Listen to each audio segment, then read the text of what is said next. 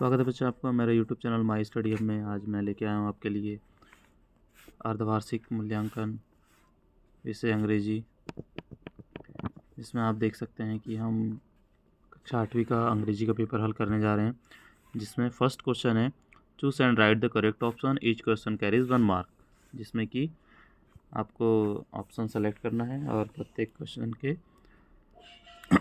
1 number मिलेंगे आपको। पहला क्वेश्चन है When did Kanha national park come into existent? Kanha national park अस्तित्व में कब आया है? तो बताओ बच्चों, कब आया है कान्हा नेशनल पार्क अस्तित्व में? 1954, 1955, 1956 या फिर 1957 में? तो राइट आंसर है बच्चों 1955 में कान्हा नेशनल पार्क अस्तित्व में आया है। अगर आपने चैनल को लाइक या सब्सक्राइब नहीं किया है तो पहले कर दीजिए, जिससे कि मैं सारे क्वेश्चन आंसर आपको डिटेल्ड में आपको सेंड कर पाऊँ। सेकंड क्वेश्चन है the wood cutter made a long journey on foot in search of. Would cutter जो है बहुत लंबी यात्रा करते थे, किसकी खोज में? सर्च मतलब होता है खोजना, जर्नी मतलब होता है यात्रा, और वुड कटर यानी होता है लकड़हारा। तो वुड कटर किसकी खोज में लंबी यात्रा करते थे बताइए आप? तो जॉब की खोज में। इसका राइट आंसर है CJOB, जॉब। जॉब मतलब होता है काम की तलाश में। अगला क्वेश्चन है बच्चों we wish for another chance to make a fresh. हमारी इच्छा है दूसरा मौका मिलने की, तो क्या आंसर होगा इसका? राइट आंसर अनादर, दूसरा मौका मिलना चाहिए हमको। अ फ्रेश बिगिनिंग, एक अच्छी शुरुआत करने के लिए हमको दूसरा मौका मिलना चाहिए। बिगिनिंग मतलब होता है शुरुआत। नेक्स्ट क्वेश्चन है the plural word of bench. Bench यानी होता है मेज, इसका प्लूरल होता है बेंचेस। ES लगा करके इसका प्लूरल बनाया जाता है। तो देख लीजिए कौन सा राइट आंसर हो सकता है, किसमें ES लगा है। तो D वाला ऑप्शन राइट आंसर करेक्ट होगा, बेंचेस। अगला क्वेश्चन है बच्चों what is the correct antonym of the word hope. तो बच्चों होप यानी होता है आशा। होप मीन्स क्या होता है? आशा। तो आशा का उल्टा क्या होगा? निराशा। तो निराशा के लिए कौन सा वर्ड है बच्चों? बताओ बताओ बच्चों। डिज़ायर, डिस्पेयर, विश या हैप्पी? तो होप यानी होता है आशा, तो निराशा का होता है डिस्पेयर, और डिज़ायर मतलब जबकि क्या होता है? आशा ही होता है। तो राइट आंसर क्या होगा? डिस्पेयर होगा। चलो आगे बढ़ते हैं। Blank is the most attractive creature of Kanha national park. सबसे अट्रैक्टिव आकर्षक जीव कौन सा है कान्हा नेशनल पार्क में? तो वो है टाइगर। कान्हा नेशनल पार्क में सबसे अट्रैक्टिव जीव कौन सा है? क्रिएचर कौन सा है? टाइगर। क्वेश्चन नंबर सेकंड का आंसर द वुड कटर सा a monkey, a tiger, a snake and a jeweller trapped in the well. तो वुड कटर ने किसको किसको देखा था जाल में फंसा हुआ? बंदर को देखा था, शेर को देखा था, सांप को देखा था, और साथ में कौन था? ज्वेलर, जिसकी स्पेलिंग होती है JEWELLER। इसका राइट आंसर होगा jeweller. Next Asma is blank a good girl. Asma is blank, यहाँ पर बच्चों ए एन द में से क्या आएगा आपको बताना है। ये आर्टिकल का क्वेश्चन है, तो यहाँ पर क्या आएगा बताइए? एन तो आ नहीं सकता, द भी नहीं आ सकता, तो बचा क्या? ए आएगा इसमें। राइट आंसर होगा Asma is a good girl. Small में ए लिखना है आपको, स्मॉल में ए लिखना है। नेक्स्ट क्वेश्चन है question number 9 please open blank door. Please open the door, हमेशा यहाँ पर द का प्रयोग किया जाता है ओपन करने के लिए। प्लीज़ ओपन द डोर, तो क्या आंसर होगा इसका? क्वेश्चन नंबर 9 का आंसर होगा द। क्वेश्चन नंबर 10, अब क्वेश्चन नंबर 10 देखते हैं। क्वेश्चन नंबर 10 का आएगा woman is the opposite gender of. तो वुमन यानी होता है महिला। वुमन यानी क्या होता है? महिला। अब इसका अपोजिट जेंडर, इसका अपोजिट जेंडर क्या होगा? तो अपोजिट मतलब होता है उल्टा, और जेंडर यानी होता है लिंग। उल्टा लिंग क्या होगा इसका? इसका जेंडर होगा मैन। वुमन का मैन, वुमन यानी होता है महिला, तो मैन यानी क्या होती है? मैन यानी क्या होता है? आदमी, पुरुष। ठीक है बच्चों, चलो आगे बढ़ते हैं। Question number 11 in which district is Kanha national park situated.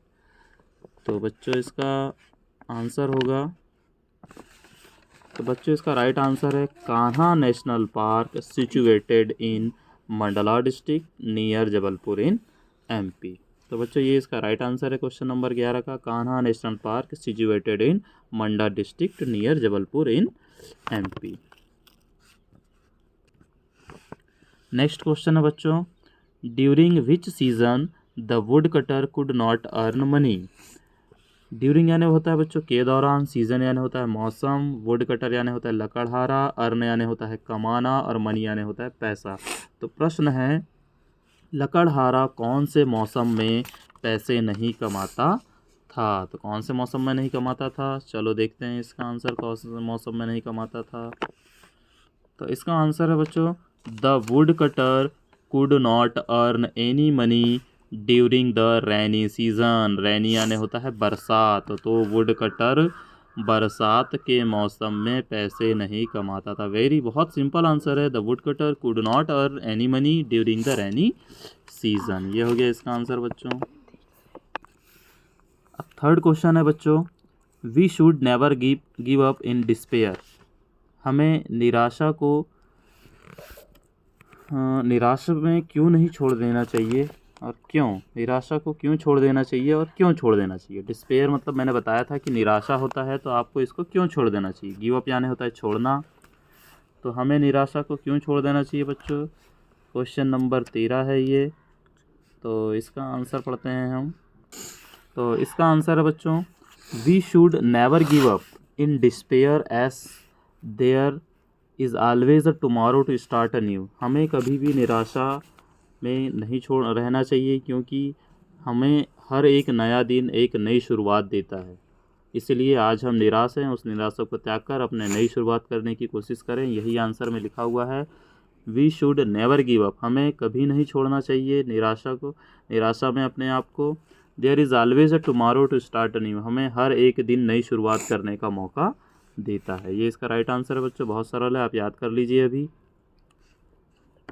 चलिए तो नेक्स्ट क्वेश्चन है बच्चों, how did the tiger, the monkey and the snake help the wood cutter. कैसे शेर ने, बंदर ने और सांप ने मदद की लकड़हारे की। चलो इसका आंसर देखते हैं। नेक्स्ट आंसर है बच्चों, the ungrateful jeweller was very much ashamed for its act in the end. Sorry, ये थोड़ा दूसरे का आंसर हो गया लग रहा है। सॉरी बच्चों, मैंने क्वेश्चन गलत पढ़ दिया था। नेक्स्ट क्वेश्चन है अपना, what happened to the jeweller at the end of story. Jeweller के साथ में कहानी के अंत में क्या हुआ। क्या हुआ कहानी के अंत में ज्वेलर के साथ में। क्वेश्चन नंबर 14 का आंसर देखते हैं। क्वेश्चन नंबर 14 का आंसर बच्चों, the ungrateful jeweller was very much ashamed of his act in the end. अंत में ज्वेलर बहुत शर्मिंदा हुआ अपने कृत्य के कारण। ये हुआ कहानी के अंत में। चलो नेक्स्ट क्वेश्चन देखते हैं बच्चों। नेक्स्ट क्वेश्चन है बच्चों,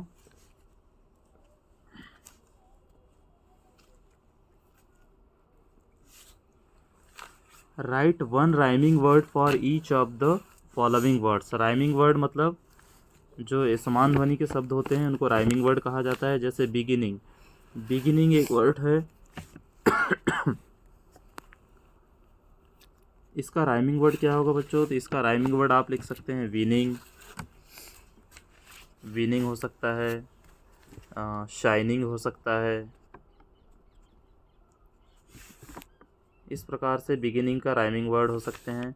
फिर टेक है, टेक एक वर्ड है, टेक का आप शेक लिख सकते हैं, फेक लिख सकते हैं। इस प्रकार से मैंने कुछ आंसर लिखे हुए हैं जिनको आप देख सकते हैं क्वेश्चन नंबर 15 के आंसर में। ये देख सकते हैं आप राइमिंग वर्ड के आंसर, बिगिनिंग का शाइनिंग और विनिंग, और टेक का मेक और फेक। ये दोनों वर्ड आप लिख सकते हैं राइमिंग वर्ड में।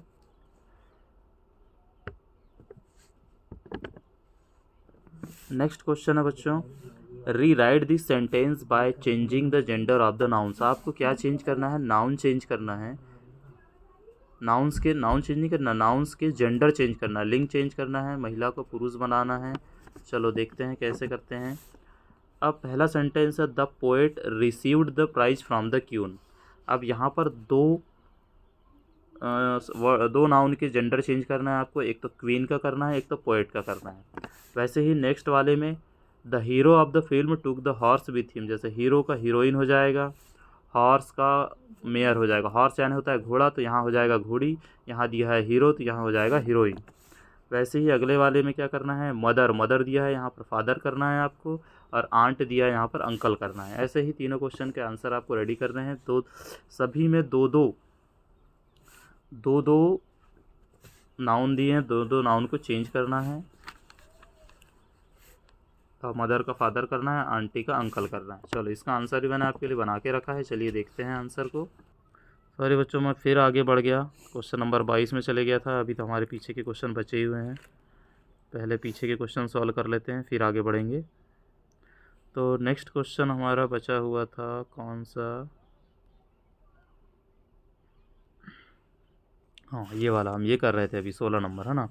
Read the sentence given below and put the correct punctuation mark. Punctuation mark का मतलब होता है सेंटेंस को आपको करेक्टली लिखना होता है, जिसमें पहला है where do you live. Where do you live एक क्वेश्चन है कि आप कहाँ रहते हैं, इसके लास्ट में क्वेश्चन मार्क आना चाहिए, और ये जो डब्ल्यू लिखा हुआ है ये कैपिटल लिखा होना चाहिए, इस प्रकार से वेयर डू यू लिव, और लिव के बाद में आपको क्या लगाना है, क्वेश्चन मार्क। ये राइट हो गया सेंटेंस आपका। सेकंड वाला है Bhopal is a big city. Bhopal में बी बड़ा होना चाहिए और सिटी के बाद में फुल स्टॉप लगना चाहिए, बस इतना ही आपको बदलाव करना है, ये आपका राइट आंसर होगा। इसका भी आंसर मैंने तैयार करके रखा है, चलो देखते हैं। ये देखिए बच्चों, मैंने इसका आंसर बना के रखा है वेयर डू यू लिव, ये राइट आंसर है। और Bhopal is a big city, Bhopal में बी बड़ा किया है, यहाँ डब्लू बड़ा किया है, यहाँ क्वेश्चन मार्क लगाया है और यहाँ फुल स्टॉप लगाया है। यही आप काम करना है। चलिए आगे बढ़ते हैं। अब क्वेश्चन नंबर 17 का आंसर भी आपको एक साथ मिल जाएगा बच्चों। क्वेश्चन नंबर 17 का answer,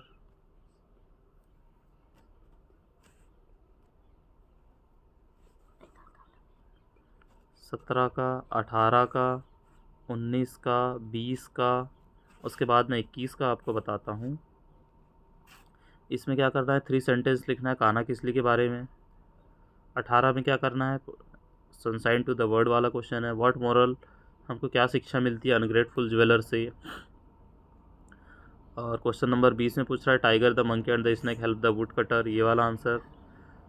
right the comparative and superlative degrees of the following words. 3 के आंसर बताता हूँ मैं आपको, चलिए।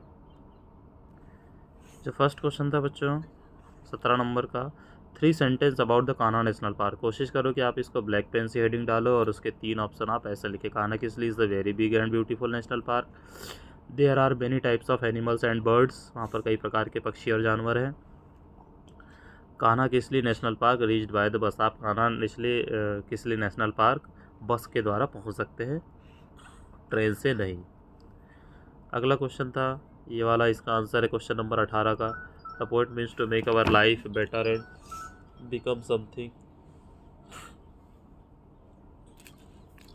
Become something in this world, ये आंसर होगा इसका। नेक्स्ट क्वेश्चन है क्वेश्चन नंबर 19 का आंसर ये रहा। क्वेश्चन आपने देख ही लिया है। The moral we get from the lesson the ungrateful jeweller money without grace is disgrace, ये क्वेश्चन नंबर 19 का आंसर है। क्वेश्चन नंबर 20 का आंसर ये रहा। The tiger once gave the would cutter a set of gold ornaments, the monkey gave him sweet fruits one day when he was very hungry and the snake helped him in coming out of the prison, ये इसका answer है question number 20 का। Next question है बच्चों question number 21, जिसमें आपको comparative और superlative degree लिखना था। तो डिग्री आपने पढ़े होंगे, ये पॉजिटिव डिग्री है बच्चों। जो वर्ड दिए हैं पॉजिटिव डिग्री में दिए हैं लॉन्ग, ग्रेट और गुड। इनका कंपैरेटिव डिग्री होता है longer, greater, better. Long, longer, longest, great, greater, greatest, good, better और बेस्ट, ये इसके राइट आंसर है। अब क्वेश्चन नंबर 22, जो मैंने इसके पहले ही बता दिया था कि आपको क्या करना था, उनके जेंडर चेंज करने थे। जैसे कि पोएट का मतलब होता है कवि, और कवि का जेंडर चेंज करेंगे तो फिर हो जाता है कवयित्री। तो पोएट का पोएटेस हो जाएगा, और जहाँ पर क्वीन था उसका क्या हो जाएगा, किंग हो जाएगा। तो आपको यही बदल करके बनाना है। यहाँ पर हीरोइन था क्वेश्चन नंबर 22 में, तो हीरोइन का क्या हो जाएगा, हीरो था तो हीरो का हीरोइन हो जाएगा। और हॉर्स था, घोड़ा था, उसका क्या हो जाएगा, मेयर हो जाएगा, घोड़ी हो जाएगा। यहाँ पर मदर लिखा हुआ था तो यहाँ फादर हो जाएगा, और यहाँ पर आंट लिखा हुआ था तो यहाँ पर अंकल हो जाएगा। इस प्रकार से आप इसको सॉल्व करेंगे। तो बच्चों आपने देखा कि हमने अभी क्वेश्चन नंबर 22 सॉल्व किया, जिसमें हमने जेंडर चेंज किया था। ये क्वेश्चन था। क्वेश्चन नंबर 23 है बच्चों, पैसेज दिया हुआ है जिसमें आप देख सकते हैं, just us man live in house, एक घर में एक व्यक्ति रहते थे, मैन प्लूरल है ये। बर्ड्स लिव इन नेस्ट, और उसी घर में पक्षी घोंसले में रहते थे। They build nest to lay their eggs, पक्षियों ने क्या बनाए थे, बिल्ड यानी बनाना, घोंसले बनाए थे, और वहाँ क्या क्या दिए थे, अंडे दिए थे। Which need to be kept warm, उनको अंडों को गर्म रखने के लिए। Birds use many things to make their nest and they make them in different places, उन्होंने बहुत सारी चीज़ों से अलग अलग जगह पर अपने घोंसले बनाए थे। Some birds build their nest in the branches of trees on और ऑन रॉक्स, उन्होंने कहाँ कहाँ बनाए थे, नेस्ट में बनाए थे in the branches of trees और ऑन रॉक्स, उसकी शाखाओं में बनाए थे और पत्थरों में बनाए थे। These nests may look unsafe, but they are quite strong and comfortable. In fact, some eagles use the same nest year some after year. उसके बाद उन घोंसलों को कुछ दूसरे पक्षी उनका यूज़ करते थे। Some birds build their nest out of mud while some birds from grass. तो मड यानी होता है बच्चों कीचड़, और सम बर्ड्स फ्रॉम ग्रास, कुछ कीचड़ का उपयोग करते थे और कुछ किसका उपयोग करते थे, ग्रास, घास का उपयोग करते थे। Holes in the ground are also used as nest, उसमें होल भी रखते थे वो। Birds that do not fly, जिससे कि वो उड़ ना पाए, such as the ostrich make their nest in the ground, ostrich कहाँ पर बनाते हैं, ग्राउंड में बनाते हैं अपने घोंसले। पैरट्स, डव्स एंड आउस do not build nest at all, जो पैरट होते हैं, तोते, डव्स एक पक्षी होता है सफ़ेद कलर का, एंड उल्लू, ये अपने घोंसले नहीं बनाते हैं। They try to find one readymade to take over, वो क्या कोशिश करते हैं कि किसी का बना बुनाया मिल जाए और हम उसमें रहने लग जाएं। एंड द कुक्कू, जो कोयल बर्ड होती है, simply lays its egg in another bird's nest and leaves them for the other birds to look after, तो जो कोयल होती है वो अपने अंडे दूसरे पक्षियों के घोंसलों में देती है और फिर चले जाती है, for the other birds to look after, और दूसरे पक्षियों को देखते रहती है वो। पहला क्वेश्चन है, why do birds build nest, तो पक्षी अपने घोंसले क्यों बनाते, तो इसका आंसर है some birds build their nest in the branches of tree, ये तो नहीं है। इसका answer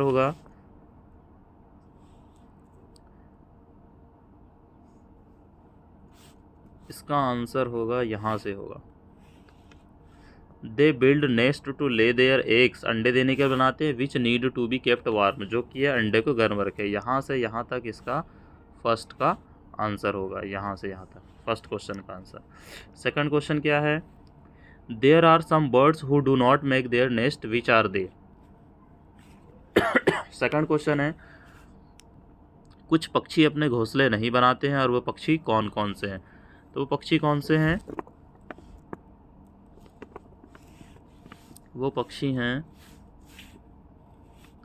parrots, doves and some आउस do not build nest at all, ये अपना घोंसला नहीं बनाते हैं, यहाँ से सेकंड का आंसर स्टार्ट होता है। They try to find one readymade to take over, किसी का बना बुनाया देखते हैं और उसको टेक ओवर कर लेते हैं, उसमें रहने लग जाते हैं लोग, यहाँ टेक ओवर तक इसका राइट आंसर होगा सेकंड का। थर्ड क्वेश्चन है, right the names of any two birds that make their nest in the branches of, दो पक्षियों के नाम बताओ जो पेड़ों की शाखाओं में अपने घोंसले बनाते हैं, तो ऐसे कौन से पक्षी हैं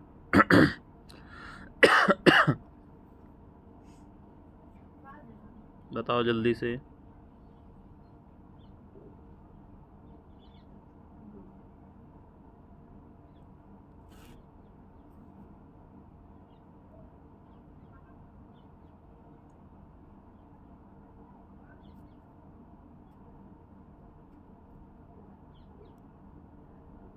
तो क्वेश्चन था बच्चों, right the names of any two birds that make their nest in the branches of trees. तो दो पक्षियों के नाम लिखना था जो पेड़ों पर अपने घोंसले बनाते। तो पहले पक्षी का नाम आपको लिखना है स्पैरो, जो गौरैया चिड़िया होती है अपने घरों में वो, और दूसरा स्टारलिंग, स्टारलिंग चिड़िया बनाती है, ये होती है गौरैया, और ये होती है मैना। ये दोनों चिड़ियाएँ अपना घोंसला बनाती हैं पेड़ों की शाखाओं पर। सेकंड क्वेश्चन है, फोर्थ क्वेश्चन है बच्चों, find any two verbs from the passage and write there. दो वर्ब ढूंढने हैं आपको और उनको लिखना है। वर्ब यानी होती है क्रियाएं, जिससे कोई काम करने का आभास हो, वो शब्द क्रिया कहलाते हैं। चलो देखते हैं। तो यहाँ पर हमको दो वर्ब मिल चुके हैं। एक पहला है बिल्ड, यह है बिल्ड, और एक मिल गया लीव। लीव मतलब होता है रहना और बिल्ड यानी होता है बनाना। ये दोनों क्रियाएं हैं। चलिए आगे क्वेश्चन पढ़ते हैं। Find the opposite word for safe from the passage and right. Opposite यानी होता है उल्टा शब्द, सेफ यानी होता है सुरक्षित। असुरक्षित के लिए कौन सा शब्द है, चलिए देखते हैं। पैसेज में ये रहा वो शब्द अनसेफ। अनसेफ यानी होता है असुरक्षित। इसको आपको लिख देना है आंसर में।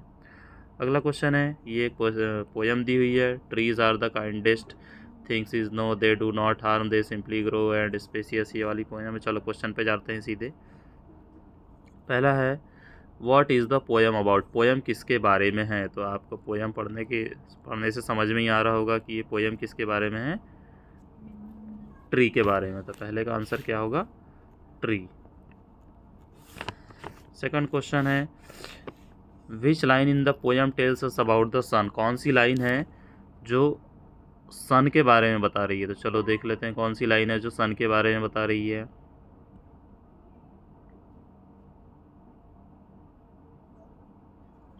ये वाली लाइन है, the to touch the beams of morning sun. ये वाली लाइन को पूरी लिख देना है आंसर में आपको। Next question, name any two other things which are as kind as trees. Name any two other things which are as kind. पेड़ की तरह और कौन सी प्रकृति में चीज़ है जो उसकी तरह दयालु होती है या पेड़ की तरह होते हैं। कौन सी ऐसी दो चीज़ें हैं, क्या लिख सकते हैं हम, बताइए। वुड लिख सकते हैं और वाटर लिख सकते हैं। क्या लिख सकते हैं क्वेश्चन नंबर थर्ड में, वुड और वाटर। अगला क्वेश्चन है, find the superlative degree of the word kind from the poem and right. Superlative degree poem में दिया हुआ काइंड का, तो ये मिल जाएगा हमको यहीं कहीं पर। काइंड का सुपरलेटिव डिग्री ये रहा, काइंडेस्ट। EST लगा करके सुपरलेटिव डिग्री बनाता जाता है, तो ये आप लिख देंगे काइंडेस्ट आंसर। नेक्स्ट क्वेश्चन है बच्चों, find any right any one pair of the rhyming words from the poem. Rhyming word समान ध्वनि वाले शब्द आपको ढूंढना है और लिख देना है।